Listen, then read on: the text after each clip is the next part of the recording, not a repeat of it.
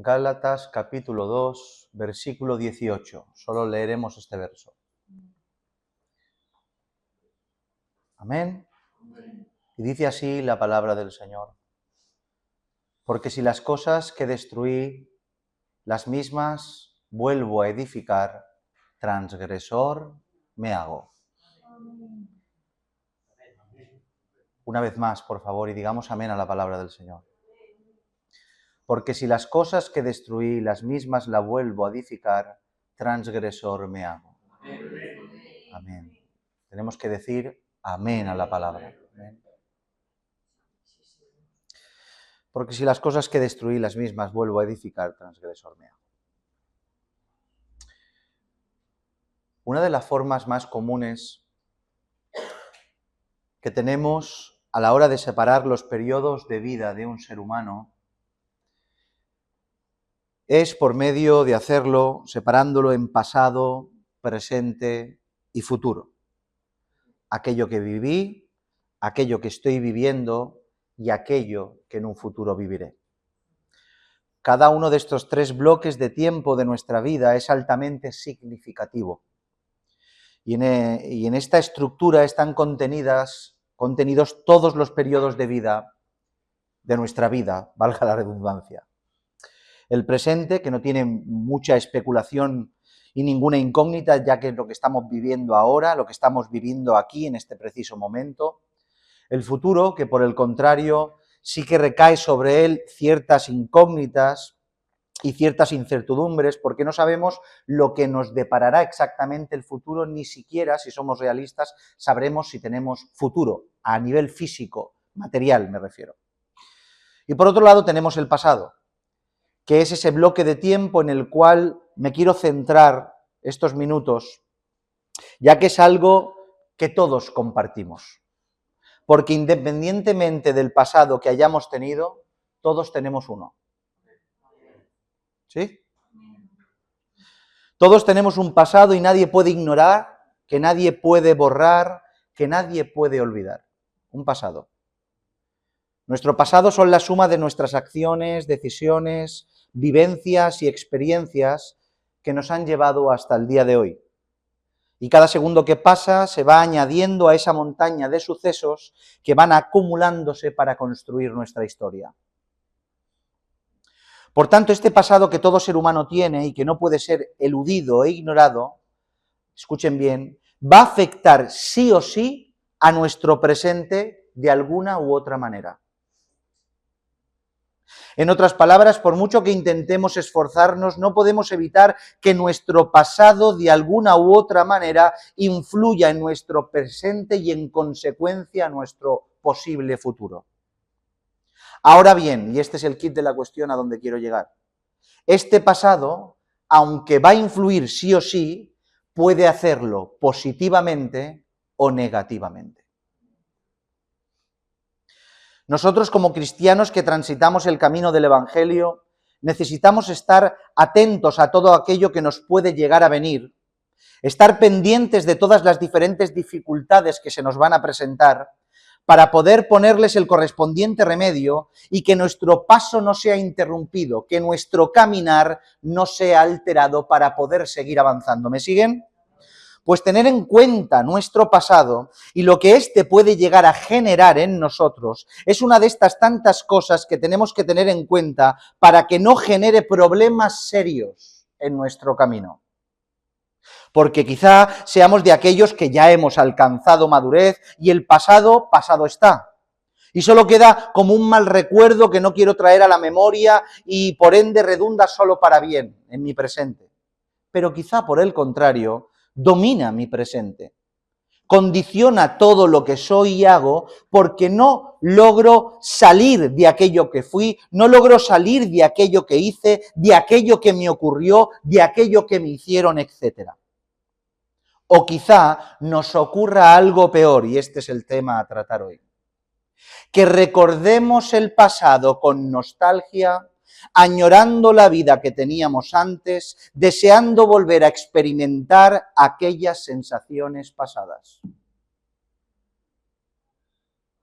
Otra vez, puede ocurrir algo peor, que recordemos el pasado con nostalgia, añorando la vida que teníamos antes, deseando volver a experimentar aquellas sensaciones que experimentamos en el pasado. Por tanto, tenemos que estar todos conscientes de esta realidad para poder poner las medidas necesarias y que este posible mal en consecuencia de nuestro pasado no llegue a germinar en nuestros corazones. Y esto es lo que vamos a hablar. Como bien veníamos diciendo, todo el mundo tenemos un pasado que no puede ser ignorado. Pero una cosa es recordar el pasado de una manera apropiada para que fructifique positivamente nuestro presente, a recordarlo con nostalgia, lo que puede producir en nosotros continuos desastres y muy graves.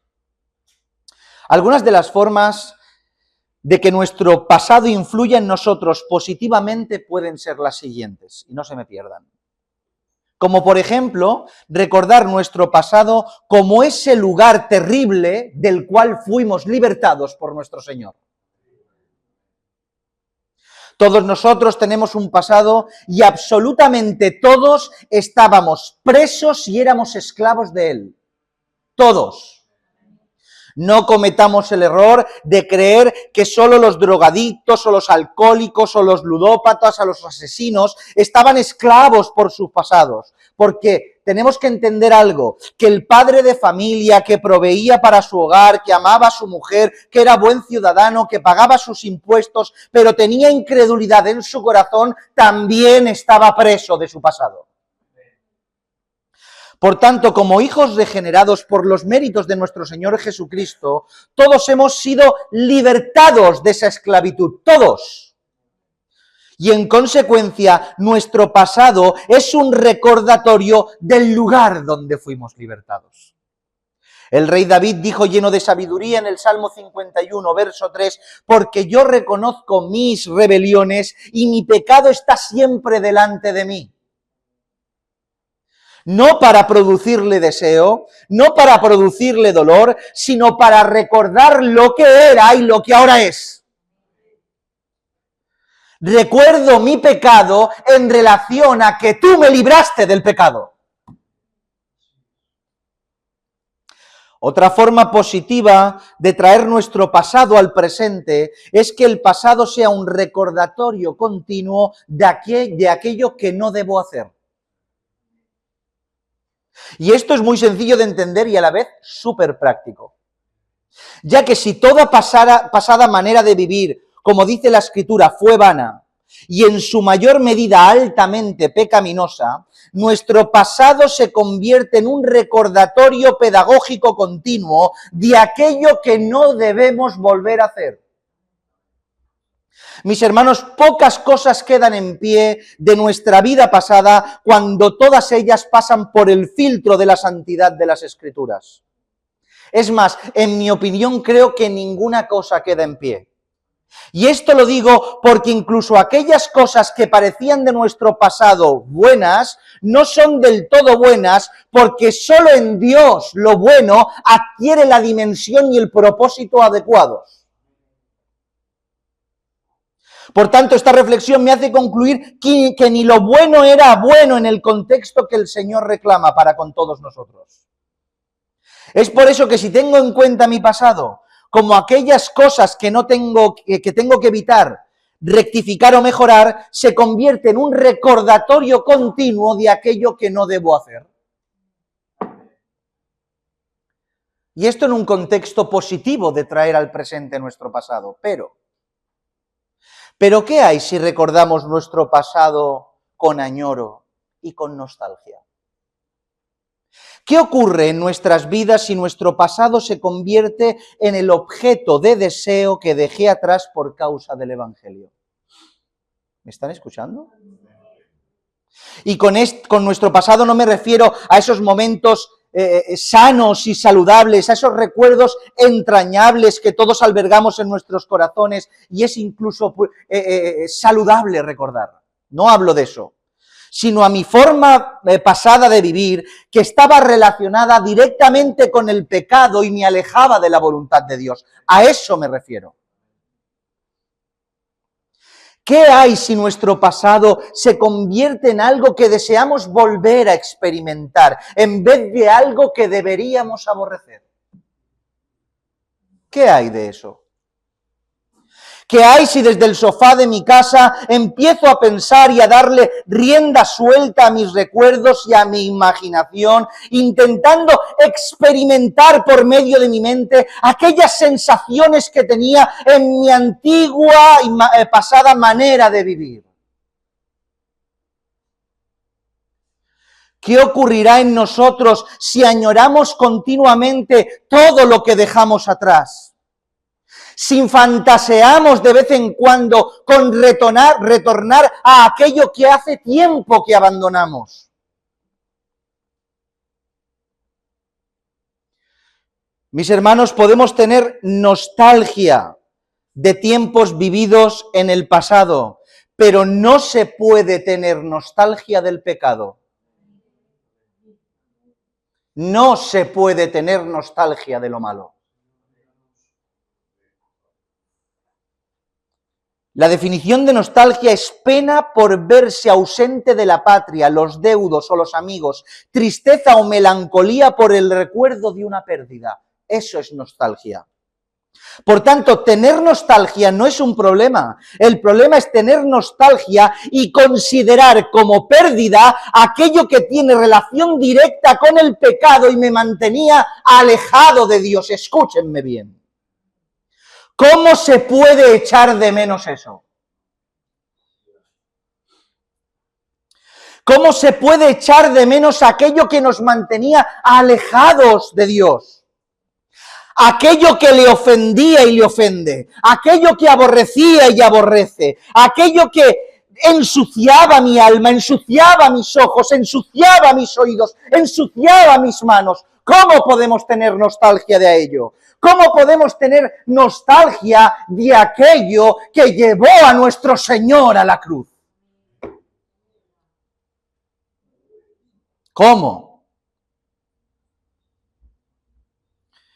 Mis hermanos, la verdad que el pasado es una de esas cosas que cuando viene a nuestra memoria y no estamos como corresponde delante del Señor, genera un mal terrible en nuestros corazones. Y debemos recordar que es un gigante que de continuo regresa y no es fácil de lidiar con él. En primer lugar, por el fácil acceso que tiene el pasado de irrumpir en tu vida y en la mía, ya que nos llega a través de esos recuerdos por medio de nuestros pensamientos. Por tanto, poco necesita esos recuerdos para que invadan mi mente, simplemente por tener la mente ociosa y no cautivada a la obediencia de Cristo en ciertos momentos, esos pensamientos pueden llegar a invadir mi cabeza. Por otro lado, el entorno en el cual vivimos tampoco nos lo pone fácil lidiar con nuestro pasado, ya que en un alto porcentaje de los casos y las situaciones, todo perjudica y no ayuda para nada. No se me pierdan, por favor.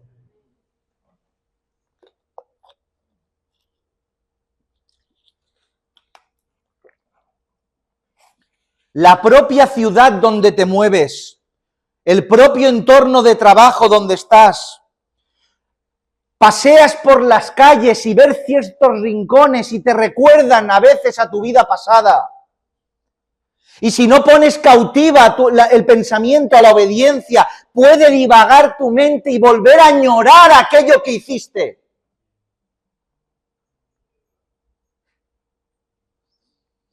Como las propias personas de nuestro entorno.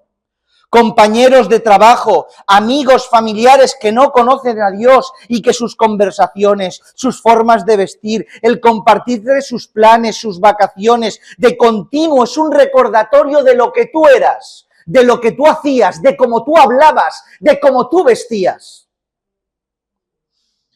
Una simple tarde inocente en un banco de una plaza con una bolsa de pipas en las manos, con familiares inconversos que no tienen a Dios, pueden despertar en ti el deseo del pasado e invadir tu corazón. Una simple tarde. ¡Una tarde! Y por último, todo esto aderezado con nuestra propia carne, que anhela, desea que estos recuerdos lleguen. Ya que está lista y sabe que los recuerdos vienen y detrás de los recuerdos vienen los deseos y por medio de los deseos viene la acción y la práctica. Por tanto, todas estas cosas no nos ayudan para nada, ni nos hacen fácil lidiar con los recuerdos de nuestro pasado que tanto anhelan nuestra carne. Y cuando uno no está cerca del Señor, puede llegar a desear, incluso a experimentar internamente esas sensaciones que les provocaban sus vidas pasadas. ¿Se dan cuenta de lo grave que es esto? De lo perjudicial que puede llegar a ser el recuerdo de nuestro pasado y de cómo vivíamos antes. Hasta sacar el álbum de fotos es peligroso en ocasiones. Se creen que estoy loco, ¿verdad? Sí, yo lo sé. Hasta sacar un álbum de fotos familiar puede ser peligroso, porque cada foto despierta un recuerdo y cada recuerdo va asociado a un pecado.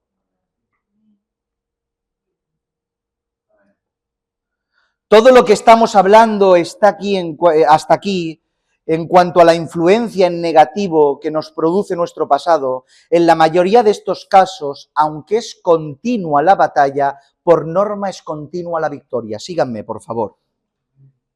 Llegan los pensamientos a nuestra mente y rápidamente empezamos a luchar con ellos y en la mayoría de ocasiones salimos vencedores, gracias al Señor. Y si por casualidad algún día somos derrotados, rápidamente rectificamos, nos ponemos a cuentas con el Señor, le pedimos perdón, le suplicamos en arrepentimiento que nos perdone y volvemos a comenzar de nuevo. Pero no estaría diciendo todo esto si no fuera algo importante, como hemos dicho, y algo peligroso.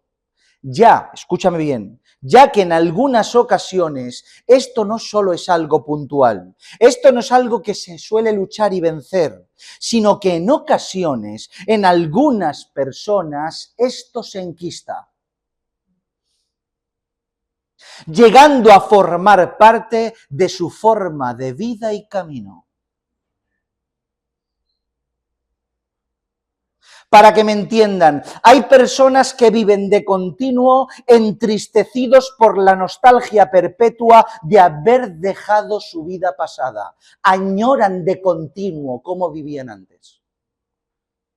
Anhelan su antigua forma de hablar, su antigua forma de moverse, su antigua forma de vestir, su antigua forma de celebrar, su antiguo entorno familiar, sus antiguas amistades y conversaciones y todas aquellas cosas que les hacían experimentar esas sensaciones. Es un continuo recordatorio nostálgico que se hace perpetuo en la vida de algunos.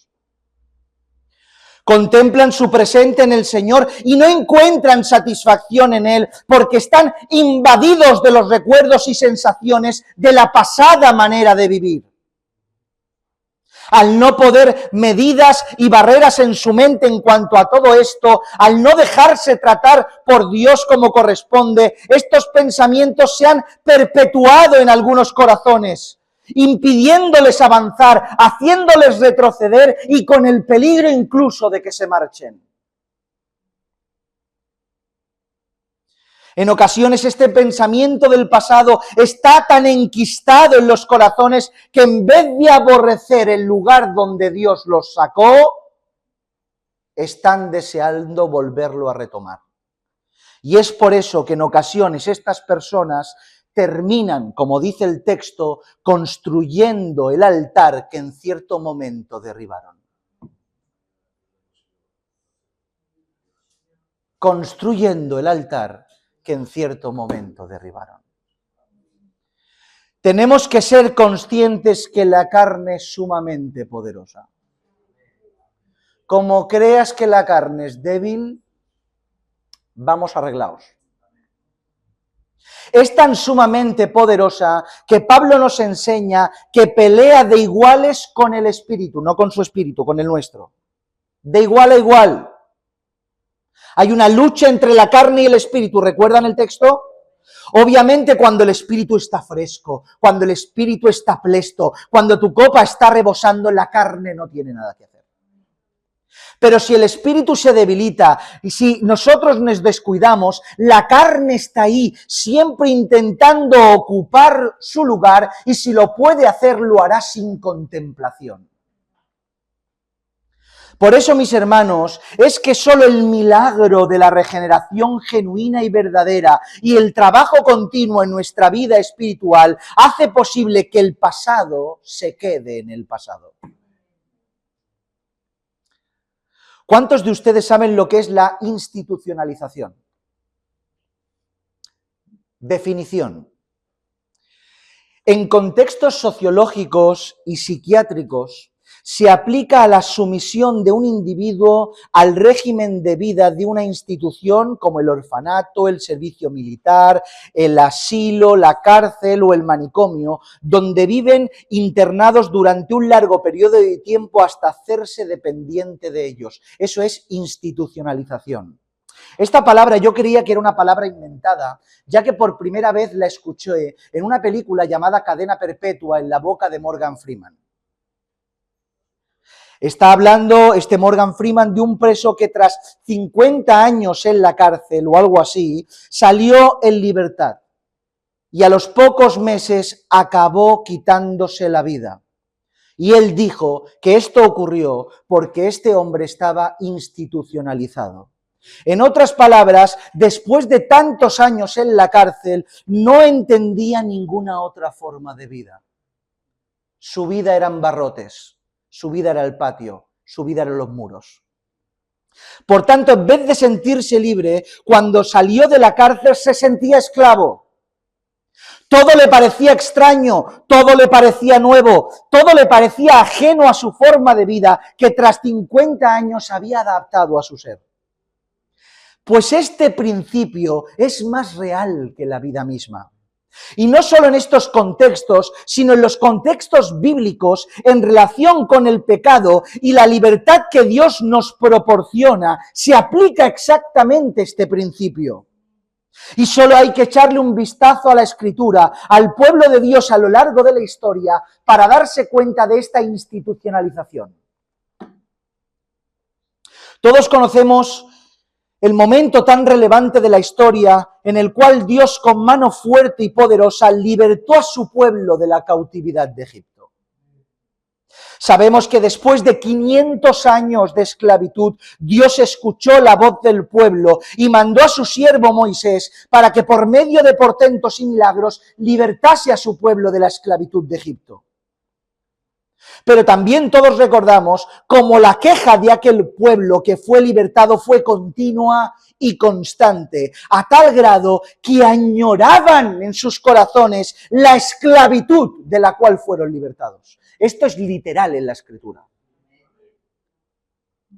Permítanme recordarles algunas porciones de las Escrituras que registran estas actitudes pecaminosas en el pueblo de Israel después de ser libertado. Éxodo capítulo 16, verso 2 y 3 dice: y toda la congregación de los hijos de Israel murmuró contra Moisés y Aarón en el desierto, y le decían los hijos de Israel: ojalá hubiéramos muerto por mano del Señor en la tierra de Egipto, cuando nos sentábamos a las ollas de carne, cuando comíamos pan hasta saciarnos, pues nos habéis sacado de este desierto, a este desierto para matar de hambre a toda esta multitud. Noten. Números 11, 5 y 6. Nos acordamos del pescado que comíamos en Egipto de balde, de los pepinos, los melones, los puerros, las cebollas y los ajos, y ahora nuestra alma se seca, pues nada sino este maná ven nuestros ojos. Podemos notar de una forma absoluta la institucionalización del pueblo de Israel después de permanecer esclavos por generaciones. alzan su voz en contra de aquellos que los libertan, quejándose de que no tenían comida, anhelando la comida carcelaria. Pero ¿quién añora una comida carcelaria?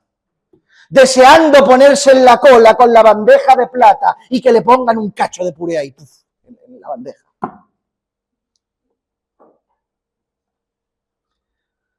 Sus paladares y estómagos anhelan la carne, los pepinos, los melones, los puerros, las cebollas, los ajos, que saciaban sus vientres, al mismo tiempo que aborrecían el maná. Y en su ceguera añoraban la comida carcelaria, aborrecían el pan del cielo y decían que lo de allí era de balde. Comíamos de balde.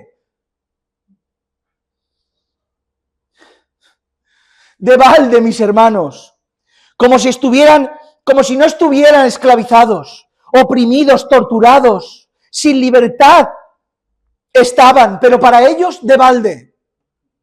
Comíamos gratis y eran esclavos. ¿Se han dado cuenta lo que es la ceguera?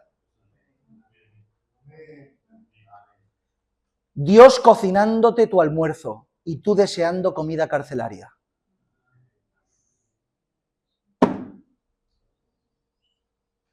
Es por eso que cuando fueron libertados, cuando fueron llevados al desierto y alimentados por el pan del cielo, muchos de ellos no se sentían libres, sino esclavos. Estaban institucionalizados y anhelaban volver a comer y a saciarse con los alimentos que les proporcionaba Egipto.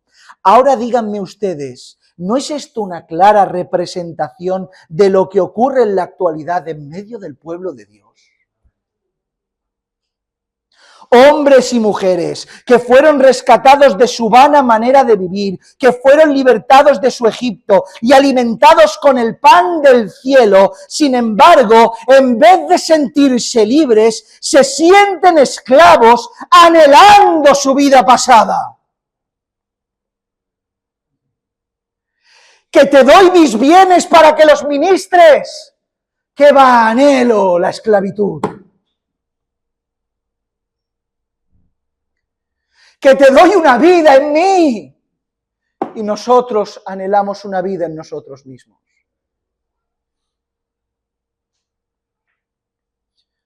Dios les proporciona un pan fresco, una forma de vivir diferente, llena de santidad y de futuro, pero siguen sintiéndose esclavos, siguen deseando Egipto.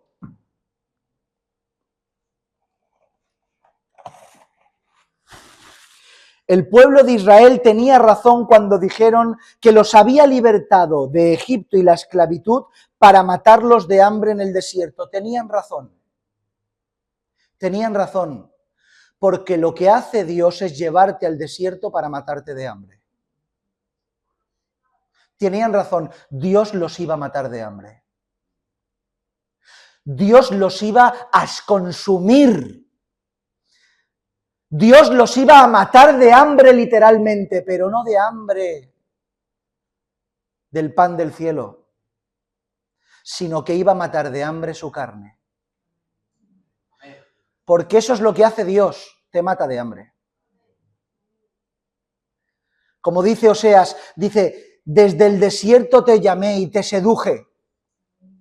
Dice, allí traté contigo, dice la Escritura. Dice, y desde allí cultivé tus viñas. Desde ahí, desde el desierto, porque en el desierto te limpia, te purifica, te aleja de la carne. Dios te lleva al desierto y te mata de hambre la carne para vivificar tu espíritu con el maná del cielo. Hay algo muy interesante que podemos ver reflejado en la actitud del pueblo de Israel una vez fue libertado de la esclavitud de Egipto. Como hemos podido comprobar, añoraban aquello que dejaron atrás, ¿verdad? ¿Sí? Añoraban la seguridad que les proporcionaba la esclavitud. Añoraban ese lugar y ese alimento. Es por eso que haber sido libertados y sin posibilidad de regresar, lo que intentaron hacer fue algo vil pero muy inteligente. ¿Saben lo que hicieron? Lo que hicieron es modificar su entorno con la misma esencia del lugar donde salieron. No puedo regresar, entonces modifico mi entorno al lugar de donde salí. Es tanto el añoramiento que tengo a la esclavitud que voy a hacer de mi libertad una esclavitud. Y voy a pintar de los colores egipcios al lugar donde el Señor me ha sacado. Y todos conocen la historia, que llegando el momento preciso, movieron todo lo necesario para que el aroma de la vida pasada regresara a su entorno de libertad. Y es entonces donde sale la figura del becerro de oro. Tomaron todos los zarcillos, todas las joyas, los pusieron en manos de Aarón para hacer dioses que fueran delante de ellos. Ya no estaban en Egipto, ya no tenían egipcios con látigos en las manos que les obligaran a hacer nada. Hacían por su propia voluntad los que le obligaron a hacer en la esclavitud. Porque sus corazones añoraban esa esclavitud. Y es por eso que modificaron su entorno, y aunque estaban en las faldas del Sinaí, esperando que Moisés descendiera desde el monte con la ley de Dios, ellos se hicieron dioses conforme a sus deseos. Dijeron, fiesta a Jehová es hoy. Pero lo único que hicieron es levantarse, comer, beber y festejarse a ellos mismos. Y diremos una vez más, ¿no es exactamente lo que ocurre en la actualidad en medio de nuestro pueblo? No veas tan lejos el pecado de Israel, ya que está aquí también. Es demasiado evidente volver abiertamente a una vida pasada. Nadie dirá, se acabó, no soy cristiano, me voy al mundo. Nadie lo dice. Por tanto, lo que se hace al no tener el valor de regresar abiertamente es modificar el entorno para que se parezca al entorno del pasado. Y es entonces que obtenemos evangelios rebajados, iglesias que solo tienen de iglesia el cartel de la puerta y vidas que aparentan ser cristianas, pero a lo único que huelen es a viejo hombre.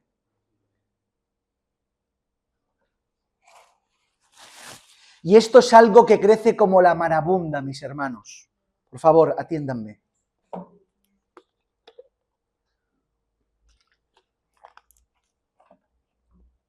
Ya que se buscan entre en sí para poder llevar a cabo este proyecto. Y en medio del pueblo, ¿saben lo que hacen? Buscan a líderes que compartan esa visión pecaminosa para que los lideren y los lleven y los guíen a construir esto. Miren lo que dice Números 14, versículo 1 en adelante. Dice, entonces toda la congregación gritó y dio voces al pueblo, y el pueblo lloró aquella noche, y se quejaron contra Moisés y contra Aarón todos los hijos de Israel, y les dijo toda la multitud, ojalá muriéramos en la tierra de Egipto, o en este desierto, ojalá muriéramos. ¿Y por qué nos trae el Señor a esta tierra para caer a espada, y que nuestras mujeres y nuestros niños sean por presa? ¿No nos sería mejor volvernos a Egipto? Y decían uno al otro, designemos un capitán y volvámonos a Egipto. Hablaban entre ellos, anhelamos el pasado, ¿cómo hacemos? No podemos volver, designemos a un capitán que nos lidere conforme a nuestras concupiscencias. El pueblo eligiendo a un líder que los lidere en base a sus deseos. Buscan y lo encuentran, porque hay gente para todo. Líderes acomodados a un pueblo con corazón de esclavo, simplemente porque son exactamente igual. Y obviamente un líder, un pastor que sea igual de esa condición, no llevará al pueblo a otro lugar, no va hacia Canaán, va hacia Egipto. ¿Y qué tenemos como resultado? A un pueblo y a unos líderes que no aprecian ser libres, lo aparentan, pero siguen siendo esclavos. Que aun estando en las faldas del Sinaí, no buscan a Moisés para que les dé la ley, ni a Josué y a Caleb, que son hombres valientes para que los defiendan y peleen. Buscan a líderes conforme a sus corazones. Porque todos están institucionalizados. Es tanto el recuerdo y la nostalgia de su pasado que no pueden salir de ese lugar. Pues esta forma de conducta, recta final, esta tendencia a la institucionalización, está acechante alrededor nuestra. Cuando nuestro pensamiento de continuo está en nuestro pasado, está como león rugiente para devorarnos, como algo que podemos volver a desear y a experimentar. Es por eso que el texto que hemos tomado reza de la siguiente manera, Gálatas 2:18, porque si las cosas que destruí, las mismas las vuelvo a edificar, transgresor me hago. Podríamos hablar largo y extendido sobre este pasaje bíblico, pero permítanme simplificarlo al máximo. En primer lugar, este tipo de conducta apunta aparentemente a un tipo de individuo que ha conocido a nuestro Señor Jesucristo como su Salvador y ha decidido seguir el camino que Él demanda. Es por eso que dice que hay cosas que en esta persona ya destruyó. Esta persona destruyó ciertos altares. Se encontró con nuestro Señor. El impacto inicial de esta verdad lo hizo destruir aspectos y prácticas que no eran lícitas a sus ojos y al mismo tiempo abrazar lo que el Señor demandaba. Pero este individuo que ha reconocido lo que está mal y por tanto lo destruye, con el tiempo y por causa del descuido y de volver a anhelar las sensaciones pasadas, construye lo que antes había derribado. La palabra destruir significa soltar, abolir, demoler, derribar. Y la palabra que tenemos en griego para edificar es fortalecer, reedificar, confirmar. O sea, lo que derribo, suelto, abolo en mi vida, lo vuelvo a reedificar y confirmar. Lo que era malo, ahora otra vez vuelve a ser bueno. Este mismo ejemplo que vemos en la boca del apóstol Pablo en Gálatas, lo vemos de una manera diferente y mucho más enfática y agresiva en la boca de Pedro citando a Salomón. Dice segunda de Pedro 2:22, pero les ha acontecido lo del verdadero proverbio, el perro vuelve al vómito y la puerca lavada a revolcarse en el cielo. Tela. Esto ya lo hablemos en su momento, pero se lo recuerdo brevemente. El perro tiene la mala costumbre que cuando vomita regresa a su vómito y se lo vuelve a comer. Y esto, que para nosotros es algo completamente desagradable, para un perro es lo más natural del mundo entero. Porque el perro no ve un desecho, el perro ve alimento.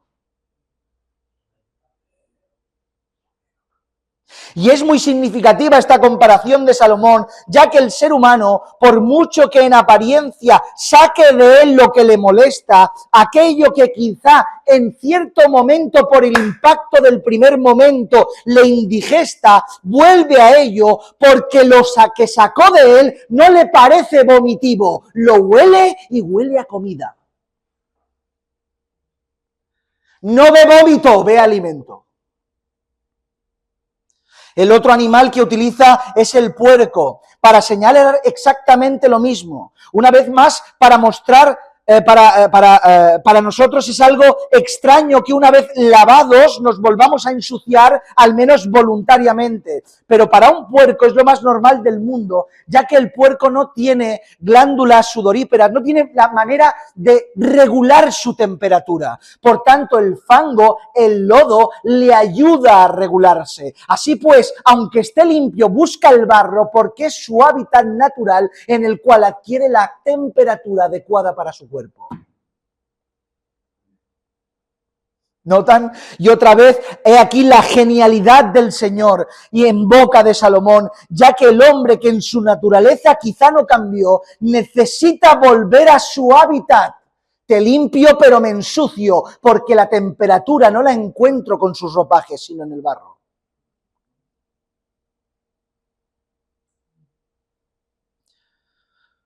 Por tanto, el apóstol Pablo señala sin ningún tipo de duda que aquellos que hacen tales cosas, que construyen el altar que una vez derribaron, transgresores se vuelven.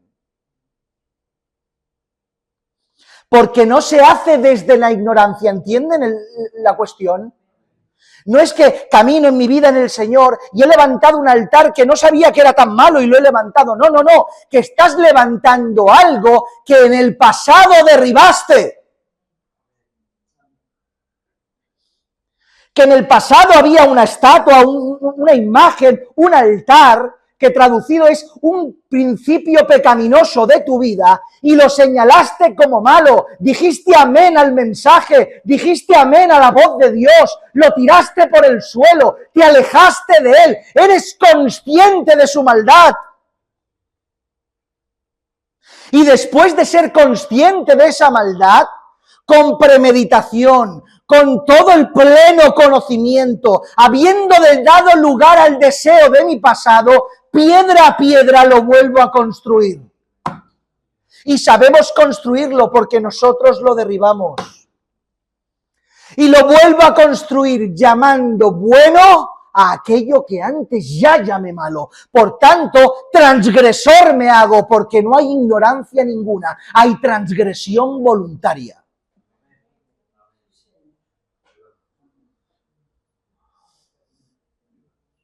¿Notan esto?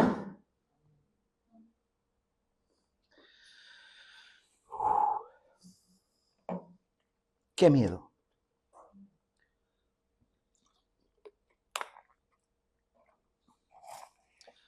Por tanto, esta conducta temeraria no quedará sin consecuencias, mis hermanos.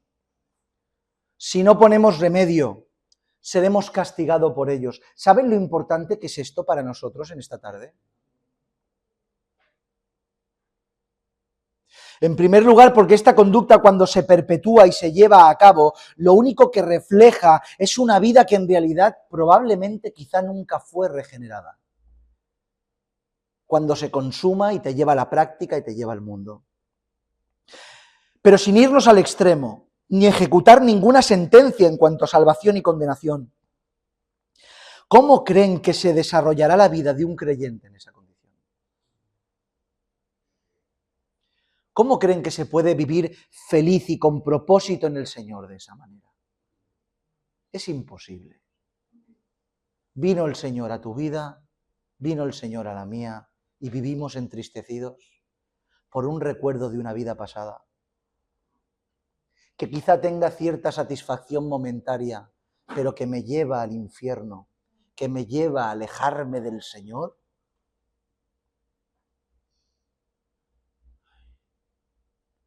Mire lo que les dijo el Todopoderoso al pueblo de Israel cuando en ellos estaba esa conducta y deseo de volver a Egipto.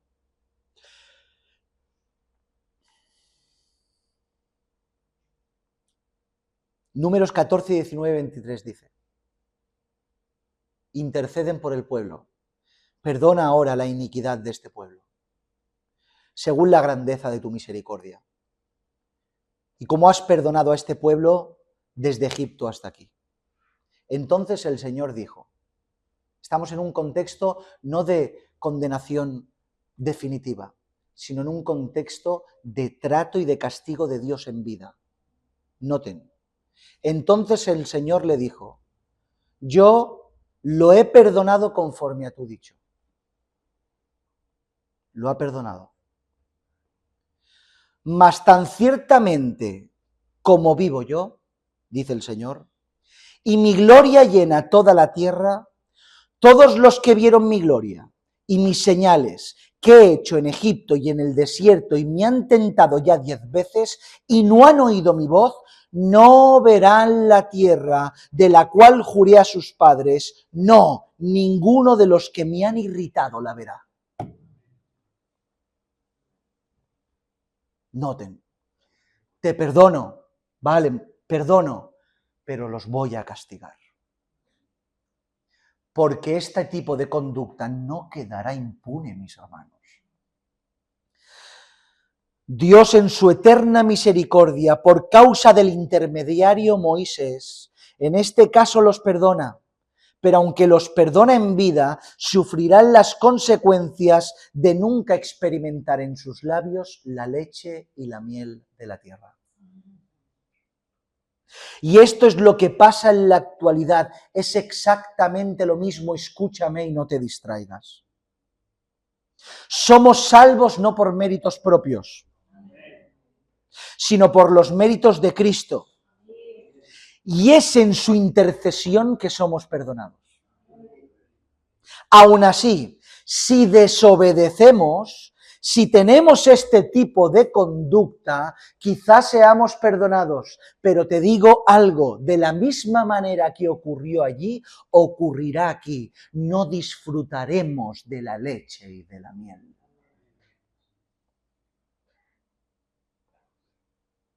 Dios nos advierte por medio de las Escrituras de continuo en cuanto a esta verdad, ya que lo de atrás tiene que quedar atrás. No tentemos a Dios más de 10 veces, como dice el texto, y lo irritemos.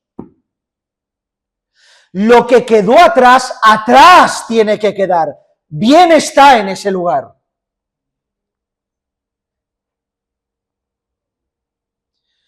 ¿Se acuerdan lo que ocurrió en Sodoma y Gomorra? Génesis 19, 17, y cuando los hubieron llevado fuera dijeron, escapa por tu vida, no mires tras ti, ni pares en toda esta llanura, escapa al monte, no sea que perezcas, no mires atrás, no te pares por las llanuras, vete al monte.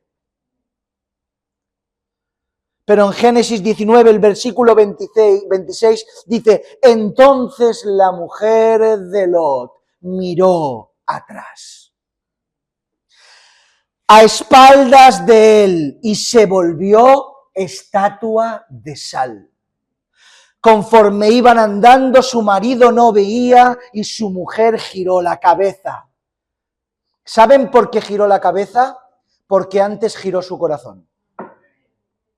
Iba andando hacia adelante, pero su corazón iba mirando Sodoma y Gomorra.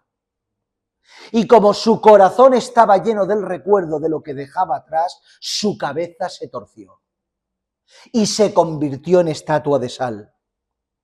¿O qué dice la Escritura en el Evangelio de Lucas 9:62? Y Jesús le dijo, ninguno que poniendo su mano en el arado mira hacia atrás es apto para el reino de Dios. Aquí hay ancianos que entienden de campo, y cuando uno pone la mano en el arado y no tiene la vista puesta en la tierra, el surco se tuerce. Por eso el que pone la mano en el arado tiene que estar pendiente de aquello que hace. Y el Señor dice, el que pone la mano en el arado, aunque la tenga en el arado, si mira para atrás no es digno del reino. Porque solo hay una vista, solo hay un objetivo que tiene que apuntar nuestros ojos, y es al crucificado, puestos los ojos en Jesús.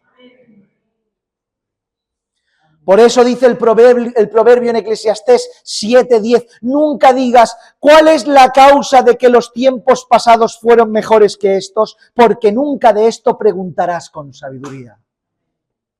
Lo de atrás, atrás debe quedarse.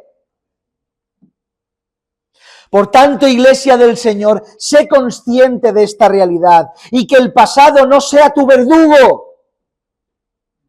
sino aquello que te impulse a ir hacia adelante, porque si algo enseña la Escritura, es siempre que debemos avanzar. Filipenses 3:8, y ciertamente aún estimo todas las cosas como pérdida por la excelencia del conocimiento de Cristo Jesús, mi Señor, por amor del cual he perdido todo y lo tengo todo por basura, por ganar a Cristo. Primera de Pedro 1:18, sabiendo que fuisteis rescatados de vuestra vana manera de vivir, la cual recibisteis de vuestros padres, no con cosas corruptibles como oro y plata. Segunda de Corintios 5:16, 17, de manera que nosotros de aquí en adelante a nadie conocemos según la carne, y aun si a Cristo conocimos según la carne, ya no lo conocemos así. De modo que si alguno está en Cristo, nueva criatura es. Las cosas viejas pasaron, he aquí todas son hechas nuevas. Y pongo en mi boca las palabras del apóstol Pablo en Filipenses. Hermanos, yo mismo no pretendo haberlo alcanzado ya. Pero una cosa hago, olvidándome ciertamente lo que quedó atrás, otra vez, olvidándome ciertamente lo que quedó atrás, otra vez, olvidándome ciertamente lo que quedó atrás y extendiéndome a lo que está delante, prosigo a la meta, al premio del supremo llamamiento de Cristo Jesús.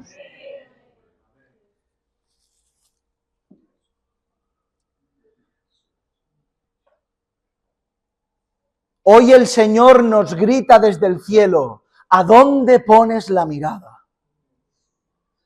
¿Qué dejas que entre en tu mente y en tu corazón? Mírame a mí. Mírame, dice el Señor. Pero ¿qué tiene esta vida? ¿Qué tiene este mundo que tanto seduce?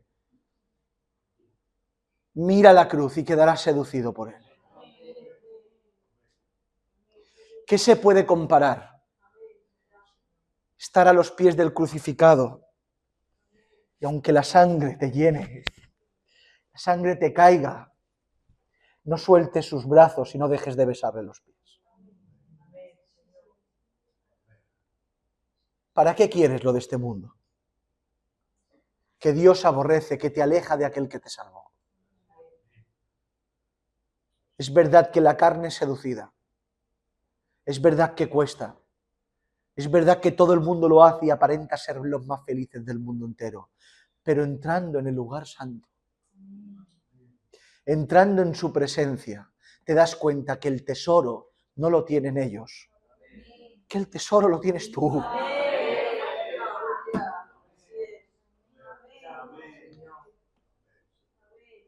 No construyas el altar que derribaste. Déjalo destruido. Y si puedes, pisa las piedras que están en el suelo. Y si la piedra se hizo polvo, pisa el polvo que queda. Y si queda algo, quémalo. Vayamos en pos de él. En el nombre del Señor. Inclina tu cabeza y vamos a orar.